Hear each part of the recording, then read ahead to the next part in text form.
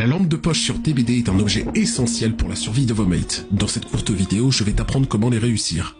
Il y a une panoplie de lampes étadone rattachées à elles, allant de la lampe de poche de base à l'utilitaire, sans oublier les variantes d'événements. Leur différence est la durée de leur utilisation et l'intensité de leur aveuglement. Quand vous commencez à aveugler le tueur, le temps est primordial.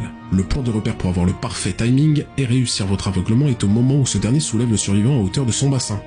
Veillez à calibrer votre lampe en dirigeant le milieu de votre écran vers la tête du tueur, puis pressez la touche en continu pour allumer la lampe. De ce fait, étant dans la capacité de bouger avec l'animation, le tueur ne pourra vous esquiver pendant l'aveuglement, ce qui vous permettra de libérer de l'étreinte du tueur votre coéquipier. Attention aux variantes. Les lampes aveuglent un certain pourcentage de plus que d'autres, ce qui augmente légèrement la vitesse à laquelle l'étourdissement se fera. De même, si vous ajoutez des add-ons à votre lampe. Pour terminer, il existe deux compétences très pratiques que j'utilise pour appuyer mes saves.